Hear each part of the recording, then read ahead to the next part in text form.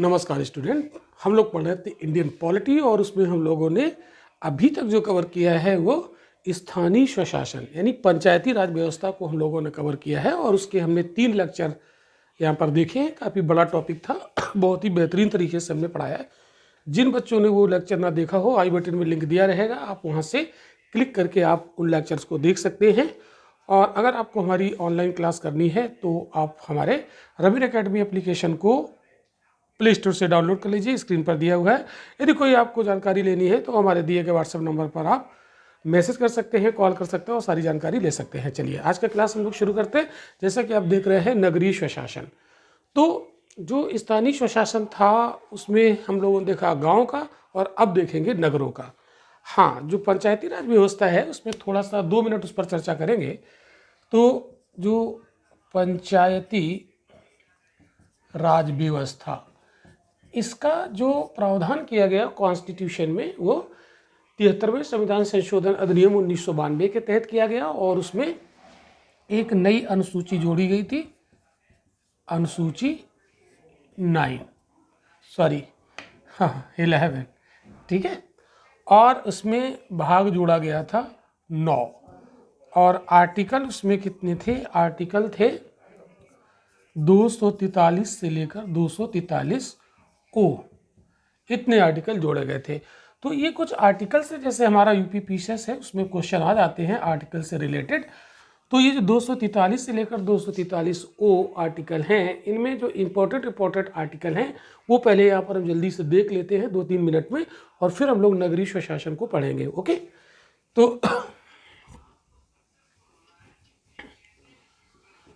पंचायती राज व्यवस्था से संबंधित कुछ आर्टिकल।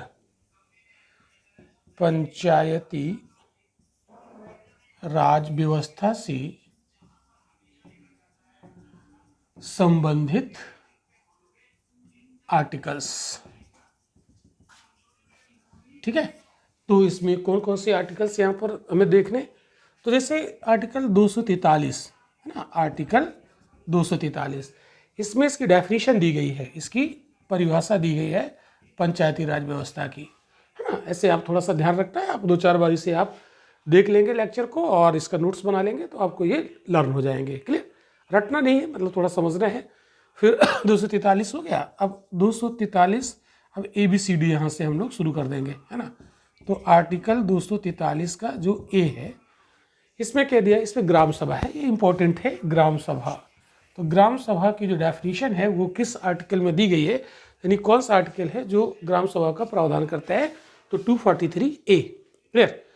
फिर इसके बाद जैसे 243B है, वो पंचायतों के संविधान की बात करता है, वो इतना इंपॉर्टेंट नहीं है। यहाँ पर हम वही आर्टिकल यहाँ पर आपको फोकस करके बताएंगे जो इम्पोर्टेंट है। क्लियर। और 243C पंचायतों के गठन की बात करता है। 243C ये पंचायतों के गठन का प्रावधान करता है, पंचायतों के गठन की बात करता है, ठीक है। और 243 जो है, जो डी होगा, आर्टिकल 243D, इसमें रिजर्वेशन की बात करता है, सीटों का आरक्षण, है ना। पंचायतों में जो सीटों का आरक्षण है उसका प्रावधान करता है, ये आपके लिए ध्यान रखना है। क्लियर। और फिर इसमें 243 आर्टिकल 243 में एक आर्टिकल यहाँ पर हम लोग देखेंगे H, ये भी आपसे पूछा जा सकता है। तो ये पंचायतों की कर रोपण यानी करारोपण की शक्ति, है ना। पंचायतों के करारोपण की शक्ति, करारोपण की शक्ति, है ना। ये कुछ कर लगा सकती है ना पंचायतें, वो इसमें प्रावधान दिया है। फिर इसको मैं रब कर दे रहा हूँ, कुछ और आर्टिकल यहाँ पर आपको बताना चाह रहा हूँ पंचायतों से जुड़े हुए। ऐसे 243 के 243 के, ये इसके पंचायतों के चुनाव की बात करता है। पंचायतों का चुनाव, पंचायतों का चुनाव इसकी बात करता है 243 के। फिर इसमें और कौन सी इम्पोर्टेंट हो सकते हैं, तो ऐसे कुछ आर्टिकल हैं जो यहाँ पर इम्पोर्टेंट हैं, जैसे आई आर्टिकल है ना 243 आई, 243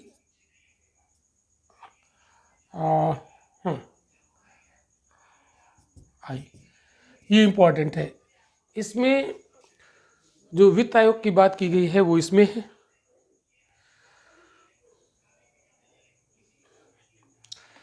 वित्त आयोग का गठन, ये आप ध्यान रखिएगा, ये इम्पोर्टेंट है। वित्त आयोग का गठन, राज्य वित्त आयोग का गठन, क्लियर। ये हमने आपको प्रीवियस लेक्चर में भी बताया था। और चुनाव हो गया, के में चुनाव है, और इसमें क्या इंपॉर्टेंट हो सकता है, बस इतने ही है जो इंपॉर्टेंट है, बाकी तो आपको इंपॉर्टेंट ज़्यादा नहीं है। लास्ट वाला देख सकते हो 243 ओ। तो 243 कल आपको हमने प्रीवियस लेक्चर बताया था कि जो पंचायतों के मामले में ना, पंचायतों का जो चुनावी मामला है उसमें न्यायालय कोई हस्तक्षेप नहीं करता है, वो रिस्ट्रिक्टेड है ना। तो न्यायालय पंचायतों के चुनाव के मामले में कोई हस्तक्षेप नहीं करता है, ये आर्टिकल 243 ओ में है। तो पंचायतों के चुनावी मामलों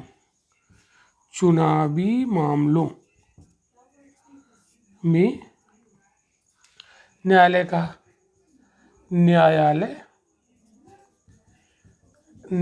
का हस्तक्षेप नहीं, क्लियर। तो ये कुछ आर्टिकल थे, 7-8 आर्टिकल हमने यहाँ पर बताए हैं, इनको आपको ध्यान रखना है, ये कभी आपसे पूछ सकता है। तो चलिए आज वाले लेक्चर में हम लोग बात करेंगे नगरीय स्वशासन की। तो जब अभी हमने आपको पढ़ा है कि जैसे गांवों का जो स्थानीय स्वशासन है जिसको हम लोग पंचायत कहते हैं, इसी प्रकार नगरीय क्षेत्र यानी शहरी क्षेत्र के स्वशासन की भी बात कही गई है, तो जिसको हम लोग नगर निगम कहते हैं, है ना। तो म्यूनिसिपैलिटीज़ बोलते हैं, नगर निगम वहाँ पर हम लोग पंचायत कहते थे, तो ये यहाँ पर नगर निगम है।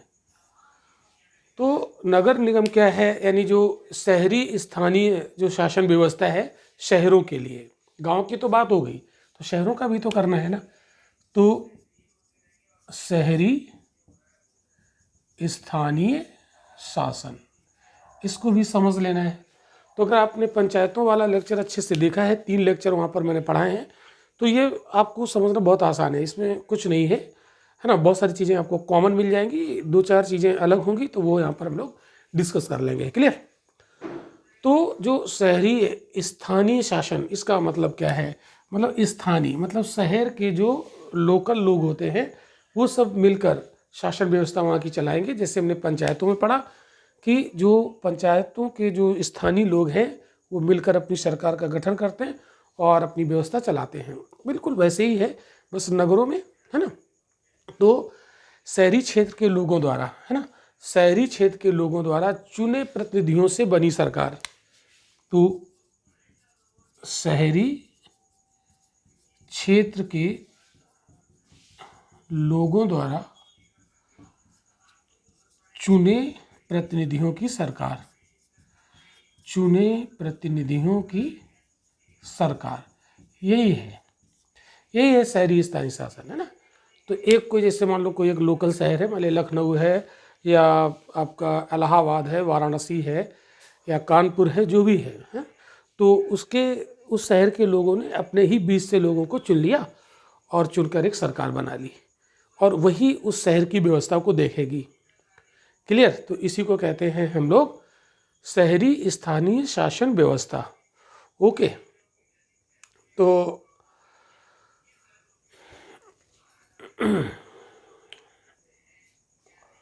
अब आप देखो, जो शहरी स्थानीय शासन व्यवस्था है उससे संबंधित मंत्रालय कौन कौन से, ये क्वेश्चन आपसे पूछ सकता है कि शहरी स्थानीय स्वशासन से जुड़े हुए मंत्रालय कौन कौन से हैं, कौन कौन से मिनिस्ट्री इसमें इन्वॉल्व रहते हैं। तो ये बात आपको यहाँ पर ज़रूर ध्यान रखनी है। तो कौन कौन से मंत्रालय हैं उनके नाम आप लिख सकते हैं। मिनिस्ट्री मतलब शहरी स्थानीय शासन व्यवस्था से संबंधित मिनिस्ट्री कौन कौन से हैं। तो एक होता है आवास और शहरी मामलों का मंत्रालय, आवास एवं शहरी मामलों का मंत्रालय, शहरी मामलों का मंत्रालय, एक तो ये इन्वॉल्व होता है। दूसरा रक्षा मंत्रालय, मिनिस्ट्री ऑफ डिफेंस, रक्षा मंत्रालय। और तीसरा इन्वॉल्व होता है गृह मंत्रालय।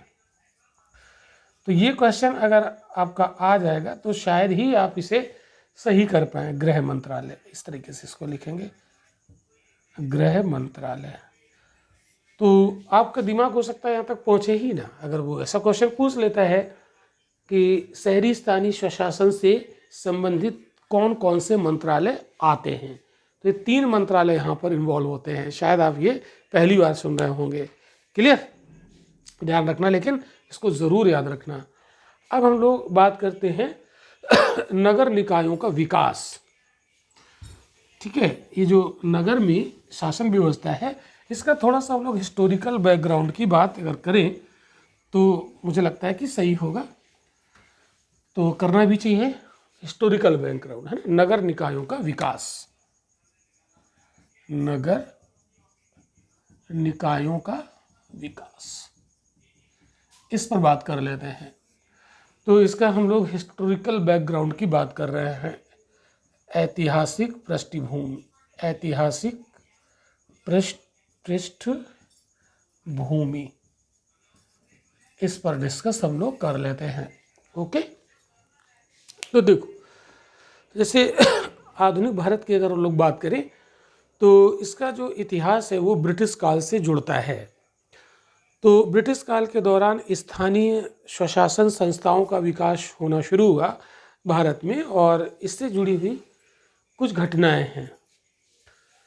इससे जुड़ी हुई कुछ घटनाएं यहाँ पर हम लोग देखते हैं। देखो, जैसे सबसे पहले 1668 में भारत का पहला नगर निगम स्थापित हुआ। 1668 में भारत का पहला नगर निगम कहाँ पर हुआ? मद्रास में, मद्रास।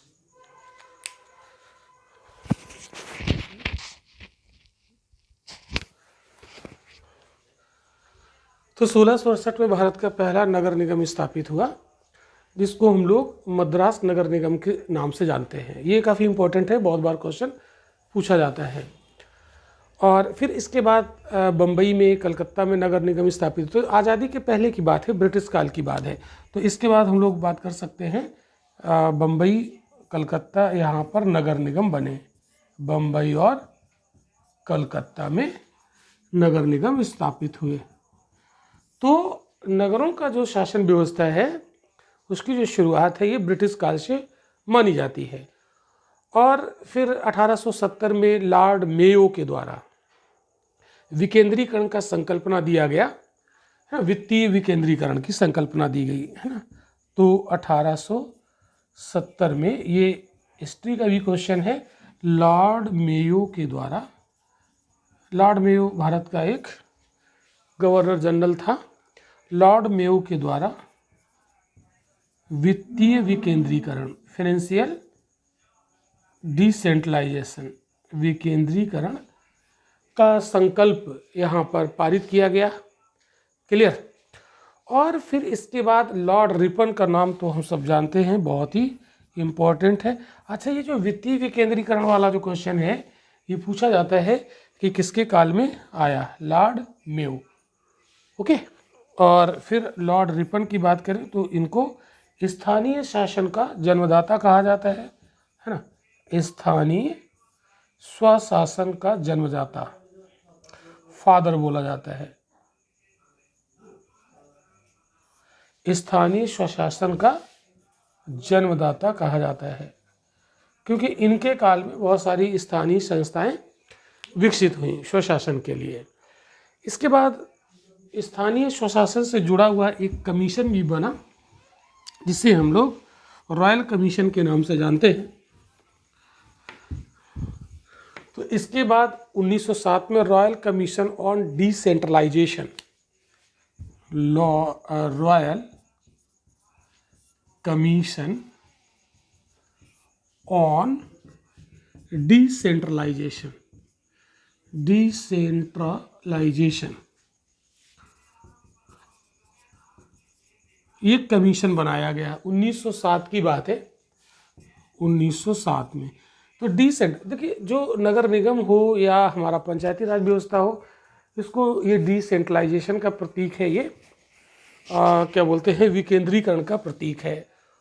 और जब ये रॉयल कमीशन बना डिसेंट्रलाइजेशन पर, इसने 1909 में अपनी रिपोर्ट प्रस्तुत की और इस आयोग के जो अध्यक्ष बनाए गए थे वो हॉब हाउस को बनाया गया था। हॉब हाउस की अध्यक्षता में ये कमीशन बना था और इसने 1909 में अपनी रिपोर्ट प्रस्तुत की गई। तो ये डिसेंट्रलाइजेशन यानी स्थानीय स्वशासन, यानी जो हमारा नगरीय स्वशासन है उस पर ये कुछ कमीशन और ये प्रयास है सरकार के। आज़ादी के पहले की बात है, नहीं, आज़ादी के पहले भारत में ये काम शुरू हो गया और फिर पारित हुआ भारत सरकार अधिनियम 1919, है ना, भारत सरकार अधिनियम 1919। तो ये जो 1919 का भारत सरकार अधिनियम, इसको हम लोग हिस्ट्री में भी पढ़ते हैं और इसे हम लोग मॉन्टेग्यू चेम्सफोर्ड सुधार के नाम से भी जानते हैं। तो इसमें जो प्रांत थे, है ना, इसमें मतलब जो स्थानीय स्वशासन था उसको एक हस्तांतरित विषय बनाया गया था। तो देखो समझो ज़रा, इसमें प्रांतों में द्वैध शासन लागू हुआ था, समझना ध्यान से। इस अधिनियम के तहत प्रांतों में द्वैध शासन की शुरुआत हुई थी। द्वैध शासन की शुरुआत, इसको हमने शुरुआत में पढ़ाया है। तो जो हमारे शुरुआती लेक्चर थे इंडियन पॉलिटी पर, तो उसमें जो हमने शुरुआती लेक्चर पढ़ाए थे भारतीय संविधान के विकास का जो इतिहास है, शुरुआत के लगभग 8-10 लेक्चर मैंने इसी पर लिए थे। तो जिन बच्चों ने ये लेक्चर नहीं देखे हैं वो हमारे रविन एकेडमी के ऑफिशियल एप्लीकेशन पर देखने को मिल जाएंगे। तो जिन बच्चों ने रविन एकेडमी का ऑफिशियल एप्लीकेशन अभी तक डाउनलोड नहीं किया है तो वो लोग डाउनलोड कर लें प्ले स्टोर से। वहाँ पर आपको historical background of constitutional development के लगभग 9-10 लेक्चर हैं जो कि वहाँ पर फ्री हैं। तो वहाँ पर जाके आप देख सकते हैं। क्लियर? तो चलिए, तो यहाँ पर द्वैध शासन की शुरुआत की गई। और द्वैध शासन का मतलब क्या होता है, वहाँ पर जो विषय होते हैं ना, है ना, प्रांतों के विषय को 2 भागों में बांट दिया गया। एक होता है आरक्षित यानी रिजर्व आरक्षित, और दूसरे हस्तांतरित, है ना। तो प्रांतों के विषय को 2 भागों में बांटा गया और इस पर 2 शासक बना दिए गए। इसी को कहते हैं द्वैध शासन।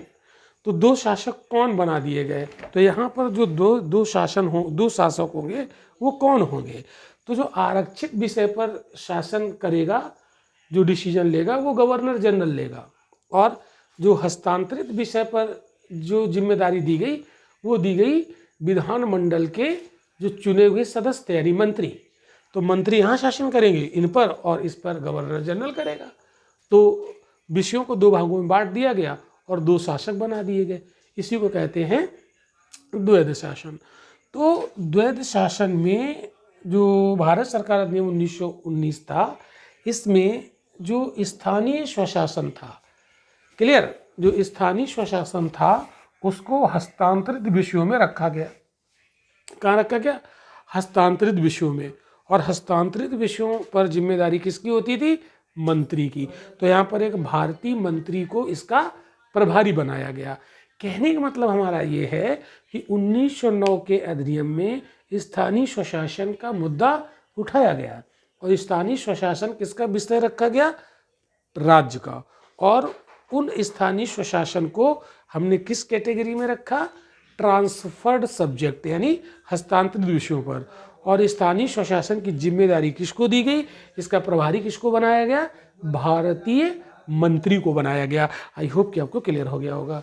तो ये ब्रिटिश काल में 1909 के अधिनियम में ये प्रोविज़न किया गया। और देखते हैं और समझते हैं। तो ये लेक्चर भी थोड़ा लंबा होगा, मतलब ये जो टॉपिक है इसमें भी थोड़ा टाइम लगेगा। 2 लेक्चर यहाँ पर लग सकते हैं, 3 भी लग सकते हैं। तो बहुत ध्यान से इसको समझ लीजिए, एक बार अच्छे से पढ़ लेंगे। मैं कोशिश करूँगा कि आपको पूरा का पूरा बहुत अच्छे से पढ़ाया जाए। ओके, तो फिर इसके बाद 1924 में एक कैंटोनमेंट एक्ट पारित किया गया। ठीक है, खैर वो कोई बहुत खास नहीं था। फिर आता है भारत सरकार अधिनियम 1935। भारत सरकार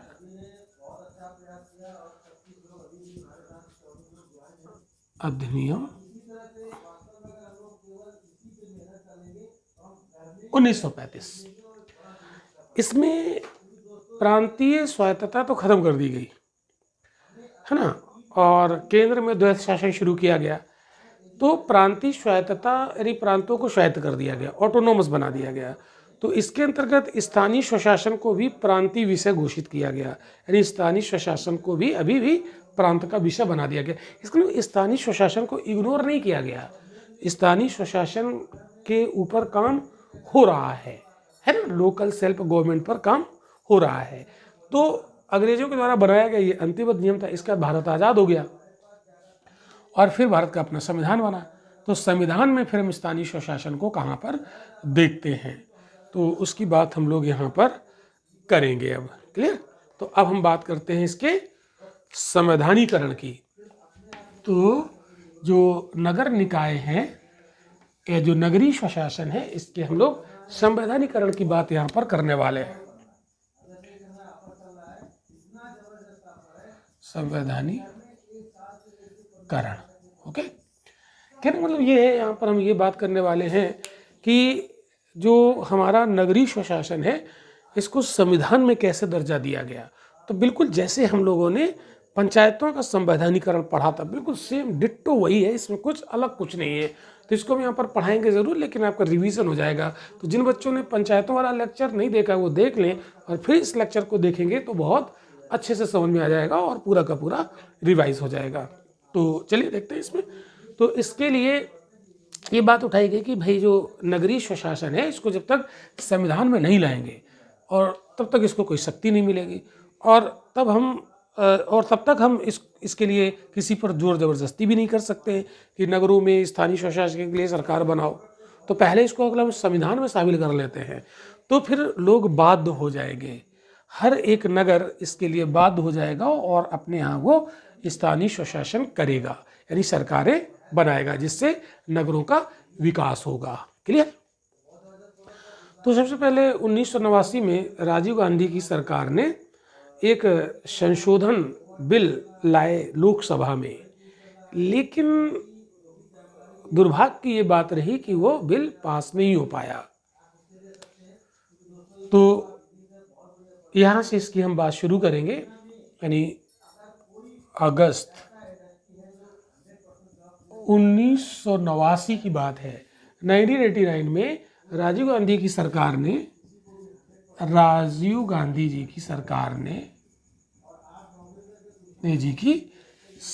ने लोकसभा में बिल लाई। ये सरकार बिल लाती है।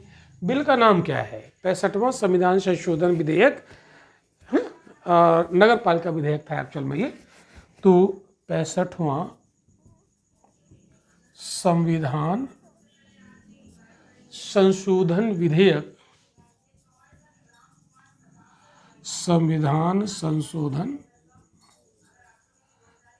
विधेयक, इसको हम स्पेशली नगर पालिका विधेयक भी कहते हैं, नगर पालिका, है ना, बिल। तो ये जो 65वां संविधान संशोधन विधेयक था वो एक्चुअल में नगर पालिका यानी जो नगरीय स्वशासन था इसको संवैधानिक दर्जा देने के लिए लाया गया। तो इसको हम लोग नगर पालिका बिल के नाम से भी जानते हैं। इसको पेश किया कहाँ पर? लोकसभा में लाया इसको, है ना, कहाँ पर लाया गया? लोकसभा में लाया गया। बट ये बिल पास नहीं हो पाया, है ना। क्यों लाया गया था? क्योंकि इसको जो नगरीय स्वशासन है, ये संस्थाएं हैं, इसको काफ़ी सशक्त बनाने के लिए ये लाया गया। तो लोकसभा में तो पास हुआ, बट ये राज्यसभा में गिर गया। राज्यसभा में ये निरस्त हो गया और इस तरीके से बिल पास नहीं हो पाया। फिर इसके बाद अगला प्रयास हुआ वीपी सिंह जी की सरकार, वीपी सिंह जी की सरकार जो कि संयुक्त मोर्चा की सरकार थी, अरे राष्ट्रीय मोर्चा जिसको कहते हैं, उनकी सरकार थी। और ये सितंबर 1990 में ये बिल लाया गया, यही बिल लाया गया पुनः। तो संशोधित नगर पालिका विधेयक फिर से लाया गया, बट लोकसभा का विघटन हो गया। बड़ी दुर्भाग्य की बात है, लोकसभा का विघटन हो गया और ये बिल फिर पास नहीं। जब लोकसभा का विघटन हो जाएगा तो आपको ने पढ़ाया था कि जब कोई बिल लोकसभा में लाया जाता है और लोकसभा का विघटन हो जाता है तो बिल भी समाप्त हो जाता है, आपको मैं पढ़ा चुका हूँ। तो ये बिल समाप्त हो गया। अब क्या हुआ, 1991 में पीवी नरसिंह राव जी की सरकार, है ना, 1991 में, नहीं क्या बोलते हैं, पीवी नरसिंह राव, है ना, पीवी नरसिंह राव, इनकी गवर्नमेंट थी। पीवी नरसिंह राव ये थे प्रधानमंत्री और इनके शासनकाल में ये बिल पास हुआ। ये मतलब उसको फिर से लाया गया और ये बिल पास हुआ। और बिल पास होने के बाद ये 74वां संविधान संशोधन अधिनियम बना। तो इनके कार्यकाल में बिल पास हो गया, बिल पास हुआ और पास होके ये जो बिल है बन गया कानून। तो ये था 74वां संविधान संशोधन अधिनियम, 74वां संविधान संशोधन अधिनियम, और ये था 1992, 1992 बोला जाता है इसको। तो ये संशोधन हो गया, है ना। संशोधन किससे रिलेटेड था, नगरीय स्वशासन के लिए। तो जब संशोधन होता है तो कुछ चीज़ें इसमें संविधान में नई जोड़ी जाती हैं। तो वो कौन कौन सी चीज़ें नई जोड़ी गई और उसमें क्या क्या प्रावधान किए गए वो हम लोग यहाँ पर अब पढ़ने वाले हैं। ओके, तो चलो देखते हैं उसको भी। तो 1992 का 74वां संविधान संशोधन अधिनियम हो गया, यानी वो अब कानून बन गया। 92 का 74वां संविधान संशोधन अधिनियम, ओके, ये आया।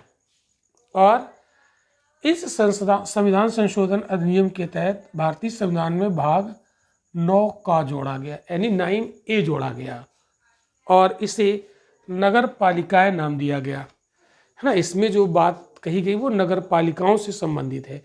और इसके लिए जो आर्टिकल थे वो आर्टिकल देखिए 243 से ओ तक तो पंचायतों में थे, 243 से लेकर 243 ओ, और ये शुरू होगा 243 पी से लेकर 243 जेड जी, 243 जेड जी। तो ये इतने जो आर्टिकल हैं ये नगर निगम से जुड़े हुए हैं, क्लियर है ना, नगरीय स्वशासन से जुड़े हुए हैं। ओके, और इसमें एक नई अनुसूची जोड़ी गई, शेड्यूल यानी अनुसूची, 12वीं अनुसूची। तो अनुसूची कौन सी जोड़ी गई, 12वीं अनुसूची, यानी जो नगरीय स्थानीय स्वशासन है, नगर निगम, वो उस कहाँ है, भाग 9 का में। कितने आर्टिकल हैं ये, कौन सी शेड्यूल में है, तो 12वीं शेड्यूल में इसे रखा गया है, क्लियर। और इसको कितने सब्जेक्ट दिए गए हैं, तो नगर पालिकाओं को 18 कार्यकारी विषय वस्तुओं का उल्लेख यहाँ पर किया गया है। यानी इसमें कितने विषय दिए गए, विषय दिए गए 18। और जो पंचायत थे उसमें विषय कितने दिए गए थे, 29। तो पंचायतों को विषय ज़्यादा दिए गए और इन्हें यहाँ पर थोड़े से कम दिए गए हैं। केंद्र के पास कितने हैं, 98 विषय हैं इस समय। समवर्ती सूची में कितने हैं, 52। और स्टेट लिस्ट में कितने विषय हैं, 59, याद कर लीजिएगा, ठीक है। केंद्र की लिस्ट में कितने विषय हैं भैया, 98। और राज्य की लिस्ट में कितने हैं, 59। और समवर्ती सूची में कितने हैं, 52।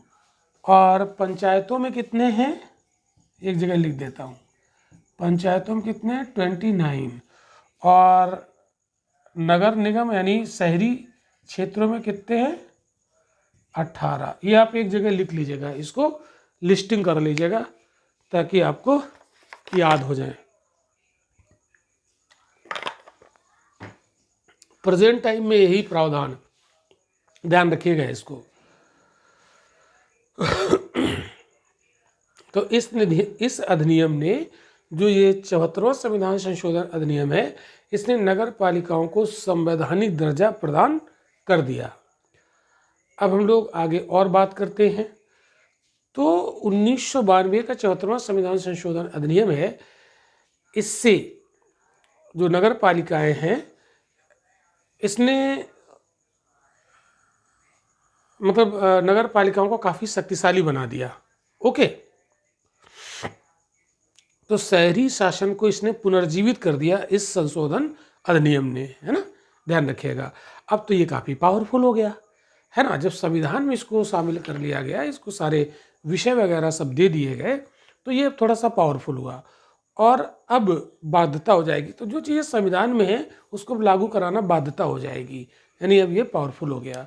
तो इसकी हम लोग प्रमुख विशेषताओं की बात कर लें तो ये जो अधिनियम है 74वां संविधान संशोधन अधिनियम, इसकी प्रमुख विशेषताएं क्या हैं उस पर हम लोग अब चर्चा करते हैं। इसकी विशेषता यहाँ पर हम लोग देखेंगे। तो जैसे हमने देखा था 73वां संविधान संशोधन अधिनियम 1992, तो उसमें जो पंचायती राज व्यवस्था थी, जो पंचायती थी वो कितने स्तरीय पंचायतें थी, 3 टियर, है ना, त्रिस्तरीय पंचायतें।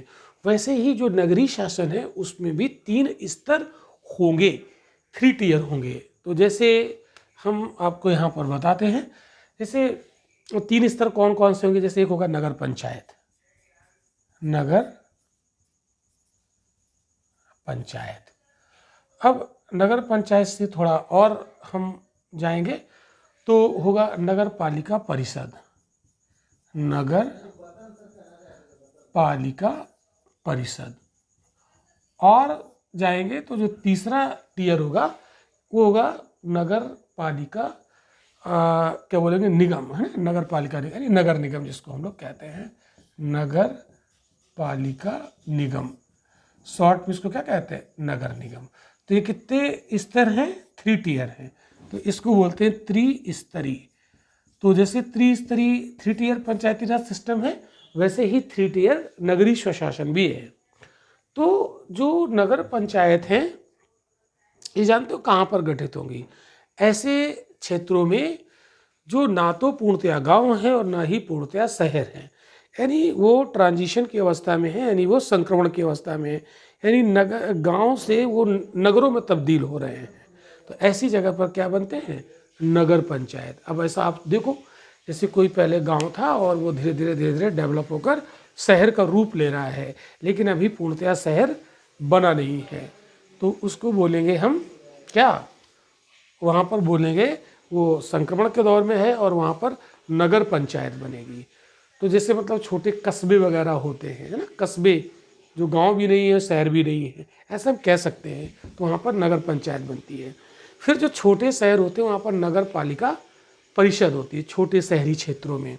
और जो बड़े नगर होते हैं वहाँ पर नगर पालिका निगम, जैसे कानपुर, लखनऊ, इलाहाबाद, वाराणसी, है ना, इस तरीके के जो बड़े बड़े गाज़ियाबाद तो हाँ कह सकते हैं ना, है, मतलब वो यूपी में ही है।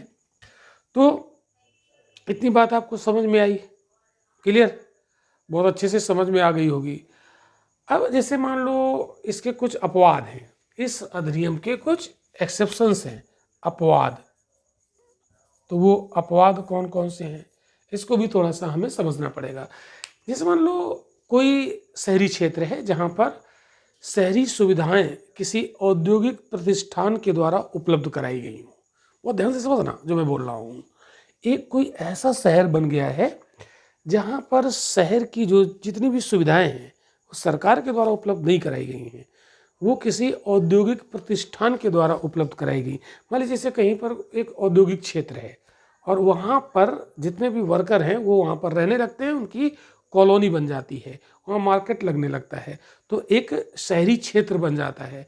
लेकिन वहाँ पर जितनी भी जो सुविधाएं हैं वो नगर की जो संस्था है, सरकारी संस्था है, उसके द्वारा वहाँ उपलब्ध नहीं कराई गई।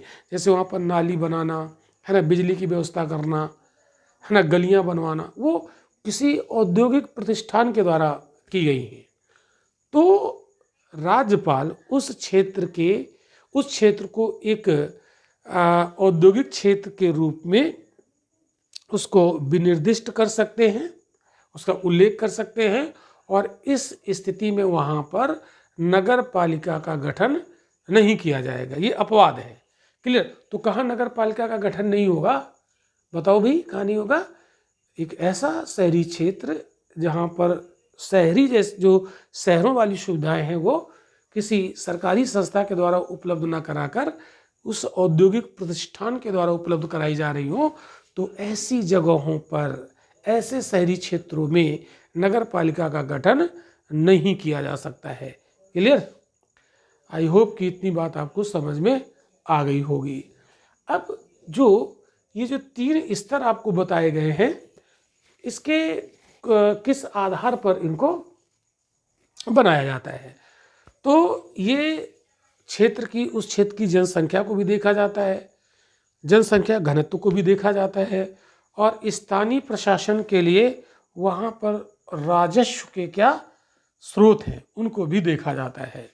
अब हम लोग बात करते हैं, थोड़ा और इसको समझने का प्रयास करते हैं। क्लियर? तो चलिए और भी इसमें हम लोग समझ लेते हैं चीज़ों को। 1 मिनट।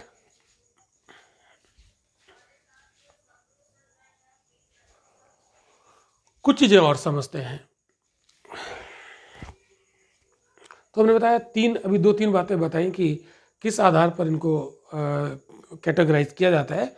और भी देखा जाता है कि कोई भाई शहरी क्षेत्र है तो वहाँ की जनसंख्या क्या है ना, जनसंख्या घनत्व तो क्या है, स्थानीय प्रशासन के लिए वहाँ पर राजस्व के स्रोत क्या हैं, और देखा जाता है गैर कृषि कार्यों में रोजगार का प्रतिशत क्या है ना, आर्थिक महत्व क्या है। क्लियर?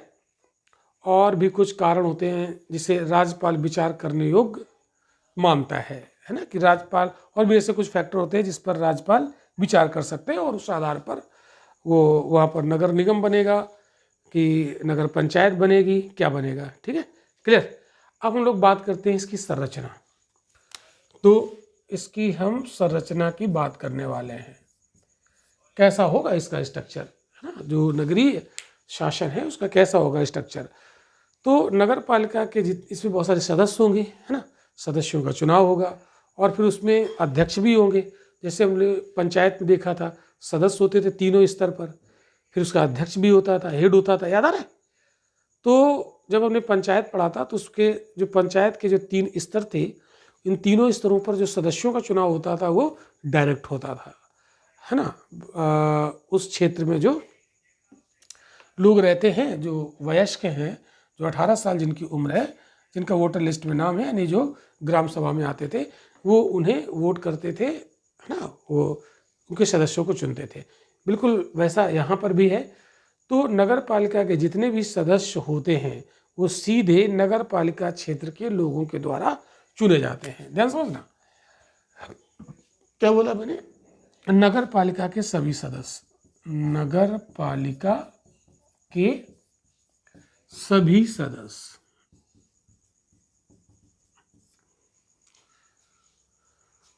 सीधे नगर पालिका क्षेत्र के लोगों के द्वारा चुने जाते हैं। सीधे यानी प्रत्यक्ष, सीधे नगर पालिका क्षेत्र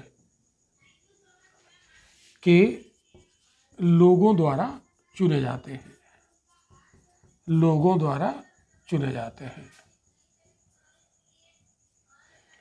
तो ये नगर पालिका क्षेत्र क्या होता है? नगर पालिका कैसे होता है, देखो समझो इसको।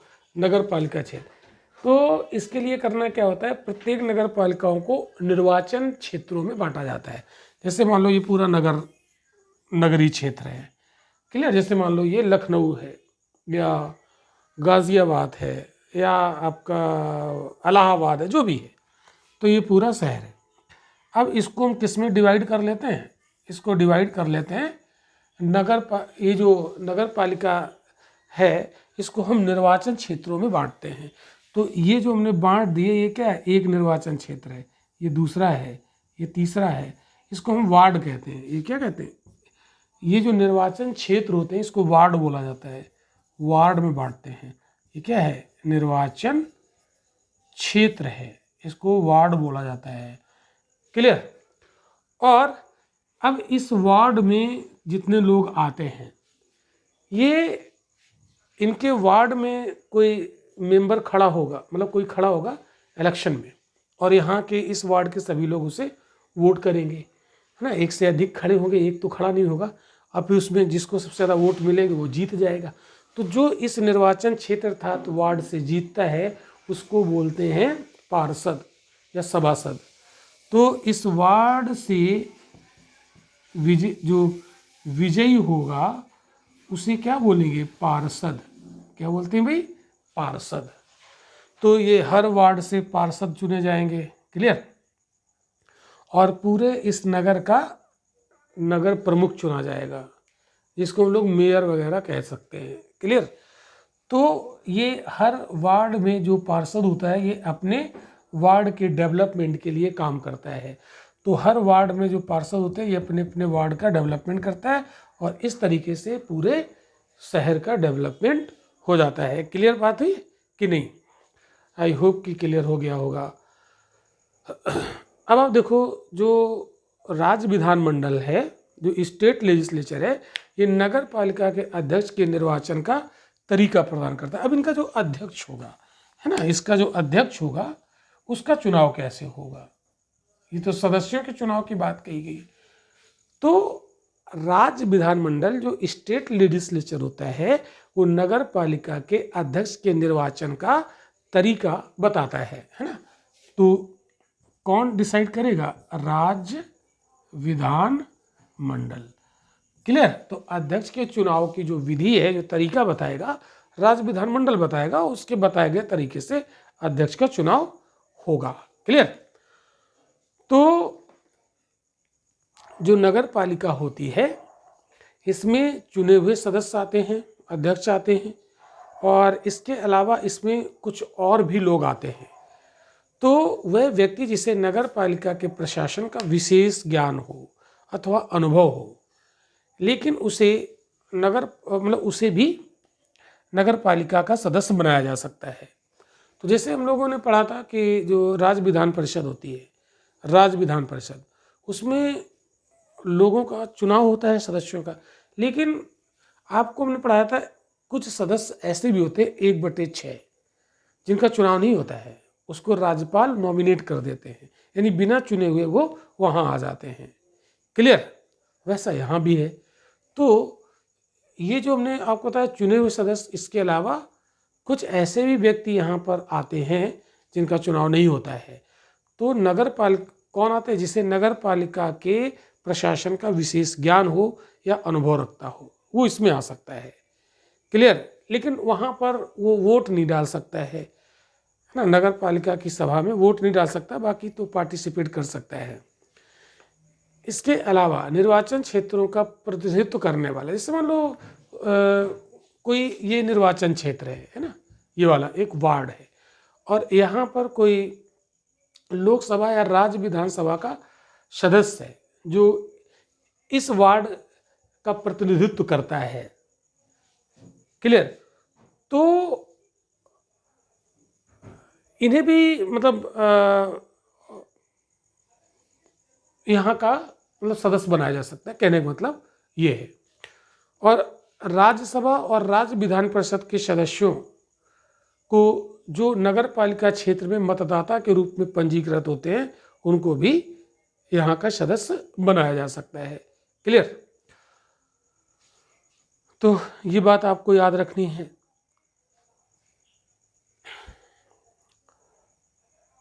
अब हम लोग यहाँ पर अगर रिजर्वेशन की बात करें तो रिजर्वेशन जैसा हमने पंचायतों में पढ़ाया था वैसा ही रिजर्वेशन यहाँ भी होता है। तो रिजर्वेशन के बारे में मैंने आपको बताया था, जैसे एससी और एसटी के रिजर्वेशन की बात कही गई है और महिलाओं के रिजर्वेशन की बात कही गई थी पंचायतों में, सेम यहाँ भी है। यहाँ एससी एसटी और महिलाओं के रिजर्वेशन की बात कही गई। तो एससी एसटी को वहाँ की जनसंख्या के आधार पर और महिलाओं को 1/3 1/3 आरक्षण दिया जाता है। अब महिलाओं के आरक्षण, यानी आरक्षण को जरा समझ लेते हैं हम लोग। यहाँ पर रिजर्वेशन का प्रावधान यहाँ भी है जैसे पंचायतों में था, तो यहाँ भी रिजर्वेशन है। तो इस रिजर्वेशन को थोड़ा सा हम लोग समझते हैं। देखो क्या है, फॉर एग्जाम्पल जैसे मान लो कि कहीं पर 120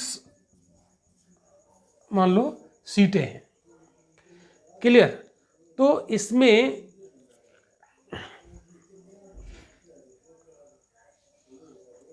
जैसे हम कह सकते हैं कि 30 रिजर्व है एससी के लिए और 30 रिजर्व है एसटी के लिए, तो 60 हो गई, क्लियर। और बची कितनी, 60।